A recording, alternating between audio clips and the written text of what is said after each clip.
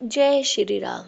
आइए आगे सुनते हैं श्री शिव पुराण में शिव जी की अष्टमूर्तियों का तथा अर्धनारी नर स्वरूप का सविस्तार वर्णन।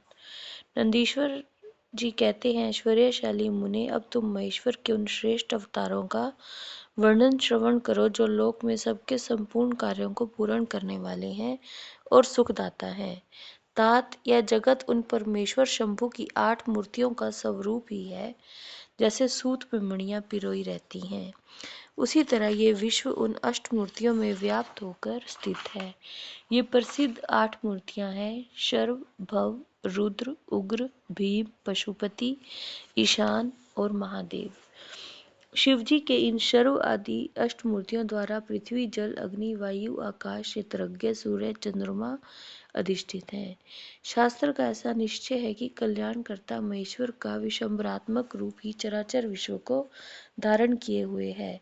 परमात्मा शिव का सलीलात्मक रूप, जो समस्त जगत को जीवन प्रदान करने वाला है, भव नाम से कहा जाता है, जो जगत के बाहर और भीतर वर्तमान है और स्वयं ही विश्व का भरण पोषण करता है और संबंधित होता है। उग्र रूपधारी प्रभु के उस रूप को सत्पुरुष उग्र कहते हैं। महादेव का जो सबको अवकाश देने वाला सर्वव्यापी आकाशात्मक रूप है, उसे भीम कहते हैं। वह भूत वृंद का भेदक है। जो रूप समस्त आत्माओं का अधिष्ठान, संपूर्ण क्षेत्रों में निवास करने वाला और जीवों के भव पाश का छेदक है, उसे पशुपति का रूप समझना चाहिए। महेश्वर का संपूर्ण जगत को प्रकाशित करने वाला जो सूर्य नामक रूप है, उसे ईशान कहते हैं। वह जो लोक में भ्रमण करता है। अमृतमयी रश्मियों वाला जो चंद्रमा संपूर्ण विश्व को आह्लादित करता है, शिव का वह रूप महादेव नाम से पुकारा जाता है। आत्मा परमात्मा शिव का 8वां रूप है। यह मूर्ति अन्य मूर्तियों की व्यापिका है, इसलिए सारा विश्व शिवमय है। जिस प्रकार वृक्ष के मूल को सींचने से उसकी शाखाएं पुष्पित हो जाती हैं, उसी प्रकार शिव का पूजन करने से शिव स्वरूप विश्व परिपुष्ट होता है। जैसे इस लोक में पुत्र पौत्रादि को प्रसन्न देखकर पिता हर्षित होता है, उसी तरह विश्व को भली भांति हर्षित देखकर शंकर को आनंद मिलता है। इसलिए यदि कोई भी देहधारी को कष्ट देता है, तो निसंदेह मानो उसने अष्टमूर्ति शिव का ही अनष्ट किया है। सनत कुमार जी, इस प्रकार भगवान शिव अपनी अष्टमूर्तियों द्वारा समस्त विश्व को अधिष्ठित करके विराजमान है। अतः तुम पूर्ण भक्ति भाव से उस परम कारण रुद्र का भजन करो। प्रिय सनत कुमार जी, अब तुम शिव जी के अनुपम अर्धनारी नर स्वरूप का वर्णन सुनो। महाप्रयाग वह रूप ब्रह्मा की कामनाओं को पूर्ण करने वाला है। जब सृष्टिकर्ता ब्रह्मा द्वारा रची हुई सारी प्रजाएं विस्तार को प्राप्त नहीं हुई, तब ब्रह्मा उस दुख से दुखी हो चिंताकुल हो गए।